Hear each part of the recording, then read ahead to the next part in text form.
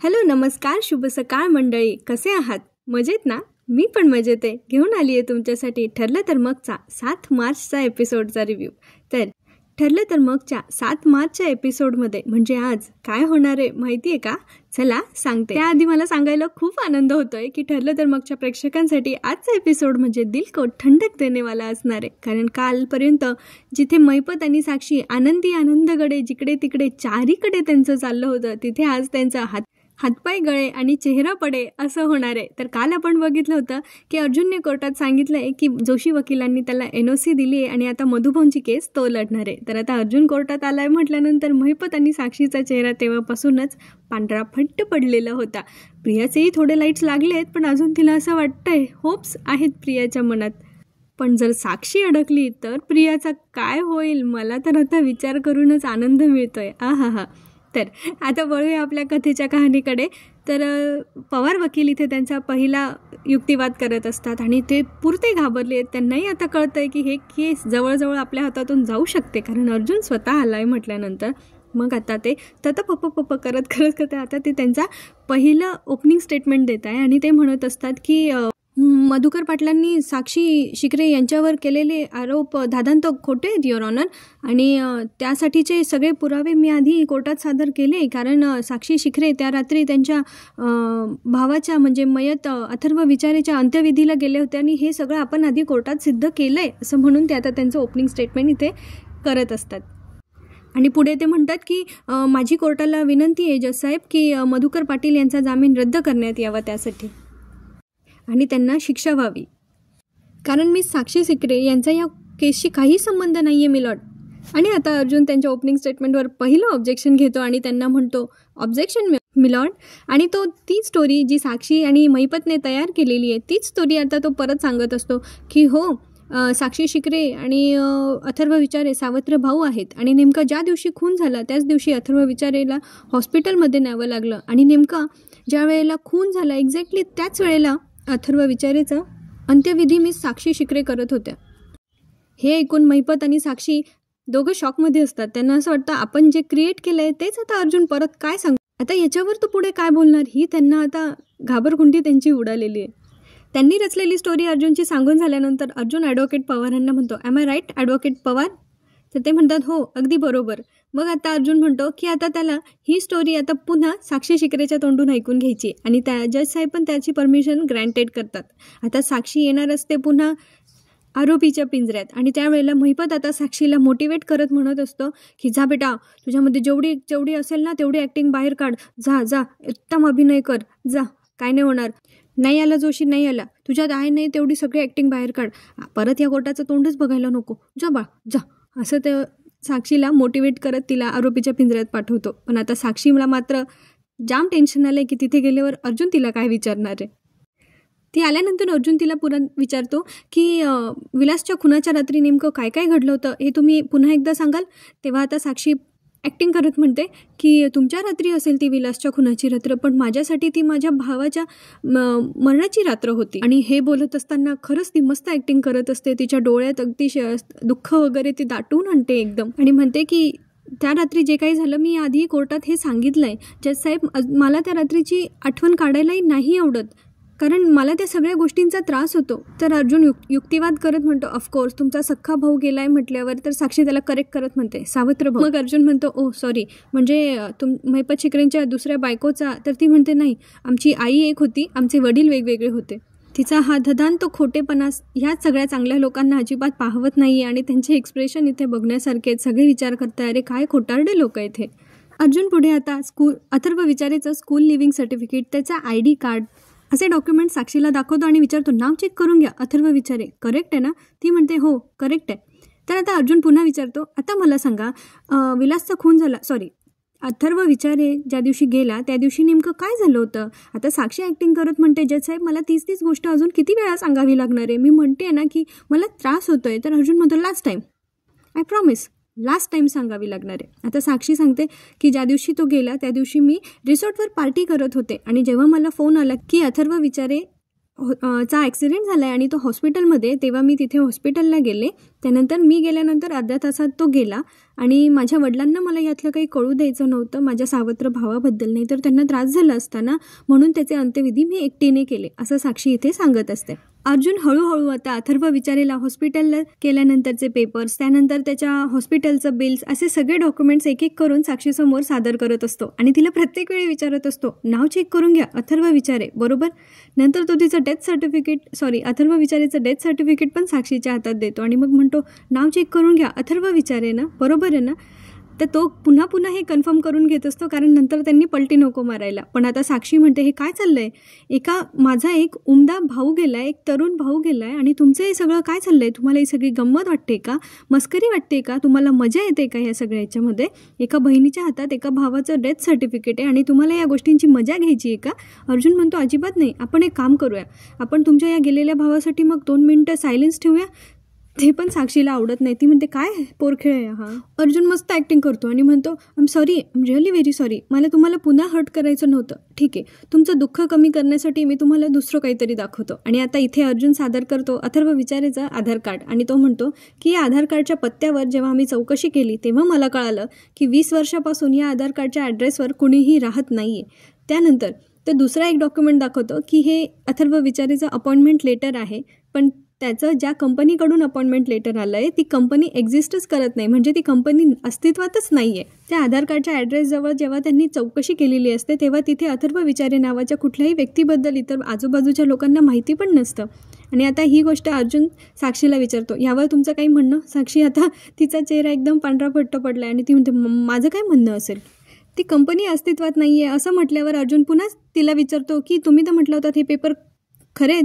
त्यावर आता साक्षी म्हणते, मला काय माहिती मला काहीच माहिती नाही आहे याच्याबद्दल. अर्जुन तिला अजून खूप सारे पेपर्स दाखवतो आणि म्हणतो, बघा हे सगळे पेपर्स बघा, ही सगळी इन्फॉर्मेशन खरी आहे, ही सगळी इन्फॉर्मेशन खरी आहे.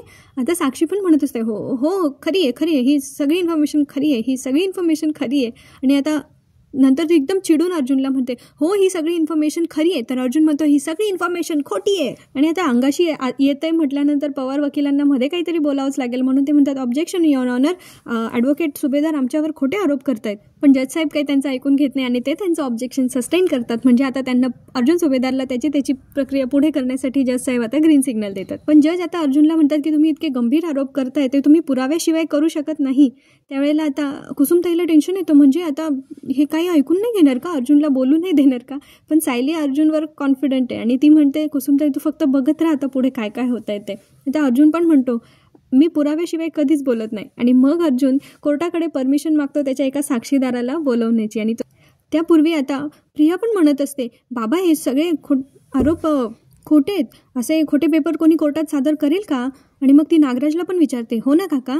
मग नागराज पण म्हणतो, हो ना दादा, असे खोटे पेपर कोर्टात कोण सादर करेल. पण रविराज म्हणतात, जर हे असं काही केलेलं असेल ना त्यांनी तर हा खूप मोठा गुन्हा आहे. आता सगळ्यांना उत्सुकता आहे की अर्जुन कुठल्या साक्षीदाराला कोर्टात हजर करतोय. त्या साक्षीदाराचं नाव असतं शशांक नवाटे, म्हणजे अर्जुनचा नवीन साक्षीदार. तो सांगत असतो की हायवेजवळ माझं एक प्रिंटिंगचं छोटंसं इंटरनेट कॅफे आहे, तिथे मी प्रिंटिंगची कामं करतो आणि तिथे मी झेरॉक्सचे 2-3 मशीन पण ठेवलेले आहेत.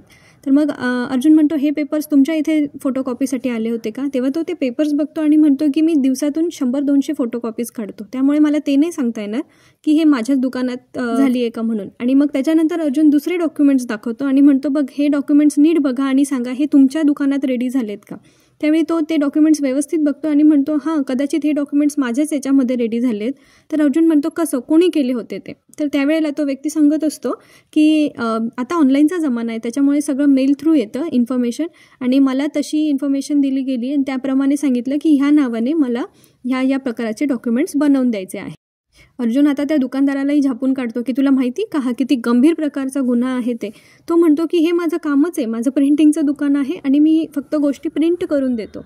तर ॲक्च्युली गोष्ट प्रिंट करणं वेगळी गोष्ट आहे, पण याने डाटा कंपाईल केला आहे, सगळी फेक माहिती जनरेट केली आहे, फक्त वगैरे असं एकत्र करून त्याने एका पुढे. अर्जुन म्हणतो, मग तुम्हाला कुठल्या मेल आय डीवरून हे सगळी माहिती पुरवण्यात आली होती. त्यावेळेला तो सांगतो की तो सगळा डेटा माझ्या लॅपटॉपमध्ये स्टोअर आहे. अर्जुन त्याच्याकडून आता लॅपटॉप घेतो, त्याच्याकडून पासवर्ड वगैरे टाकून घेतो, त्याचा मेल ओपन करतो आणि त्याच्यानंतर त्याला कळतं की हे सगळं जे आहे हे एका मेलवरून सगळी इन्फॉर्मेशन त्या व्यक्तीला पोहोचवण्यात आली आहे. त्यावेळेला पवार वकीलमध्ये म्हणतात की आजकाल 5 वर्षाच्या मुलाला पण येतं की फेक ID कसा जनरेट करायचा किंवा फेक इंटरनेटवर त्याचं अकाउंट कसं ओपन करायचं, मेल अकाउंट कसं ओपन करायचं, हे तर कोणीही करू शकतं. अर्जुन म्हणतो हो ठीक आहे, पण आम्ही त्याचा IP ॲड्रेस चेक केला आणि तो IP ॲड्रेस साक्षी शिकरेचा आहे. नंतर अर्जुन तो मेल कधी आला होता त्याची डेट बघायला लावतो आणि ती डेट ही कोर्टाच्या तारखेच्या 2 दिवसाआधीची असते. म्हणजे ह्याच्यावरून हे स्पष्ट होत असतं की साक्षीने ते डॉक्युमेंट्स तयार करून घेतलेले आहेत आणि ते कोर्टाच्या तारखेच्या 2 दिवस अगोदर रेडी करून घेतले.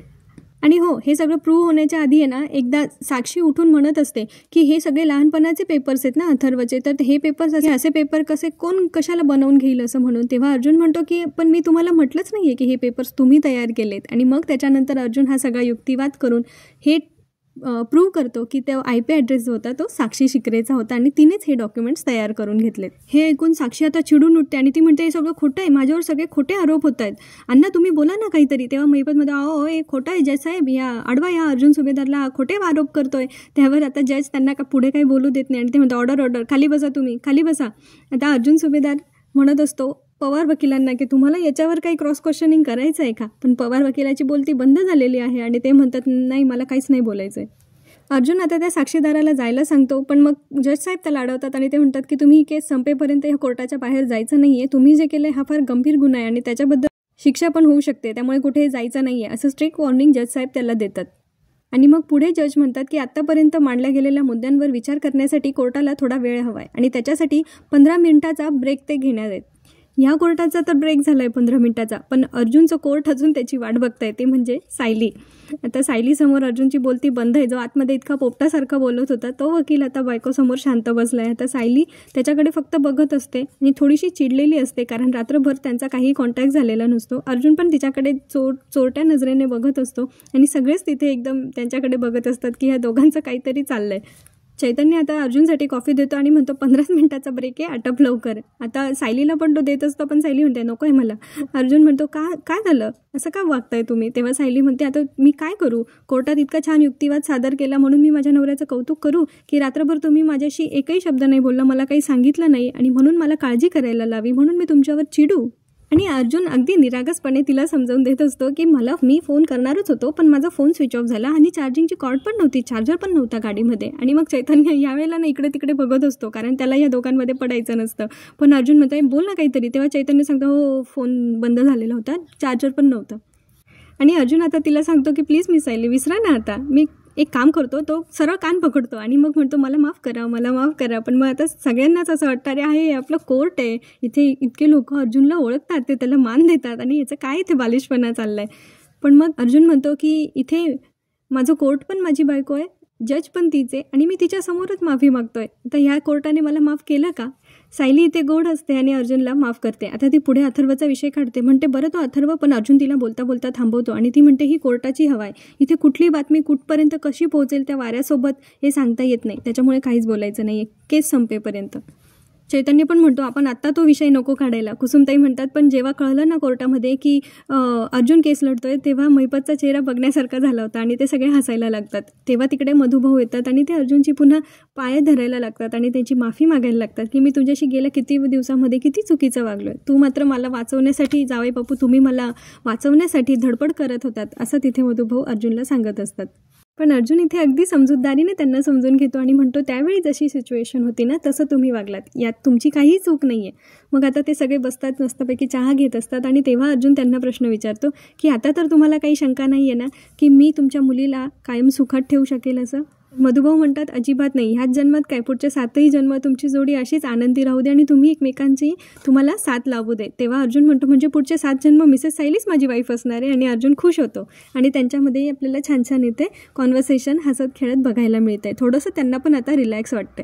मधुभाऊ म्हणतात मला 100% नाही, मला 1,00,000% आता खात्री पटली आहे की तुम्ही दोघं एकमेकांसोबतच आहात आणि छान राहणार आहात. आता अर्जुन म्हणतो तुमच्या या वाक्याने मला इतकी एनर्जी आली आहे ना, इतकं पॉझिटिव्ह वाटतंय की आता बघा त्या महिपत आणि साक्षीला मी कोर्टात डोकं वर काढूच देणार नाही. आणि इथे आजचा भाग संपतो. आणि आता 8 मार्चचा एपिसोड आपल्याला बघायचा आहे, ज्याचा प्रोमो आपण बघितला होता, ज्याच्यात असं दाखवलं आहे की आता अर्जुन मास्क, गॉगल आणि टोपी लावलेला एका व्यक्तीला कोर्टात हजर करतात आणि ती व्यक्ती दुसरी तिसरी कोणी नसून अथर्व विचारे असतं. आणि तिला बघून, त्या व्यक्तीला बघून साक्षीचा चेहरा मस्तपैकी कोमत गेल्यासारखं असतं. आणि ही गंमत बघायला विसरू नका 8 मार्चच्या एपिसोडसाठी. त्याचाही रिव्ह्यू मी घेऊन येणार आहे. तोपर्यंत चॅनलला लाईक, शेअर, सबस्क्राईब करायला विसरू नका. तर पुन्हा भेटूया पुढच्या भागात. तोपर्यंत खुश राहा, हसत राहा आणि आपली आणि आपल्या प्रियजनांची काळजी घेत राहा. धन्यवाद.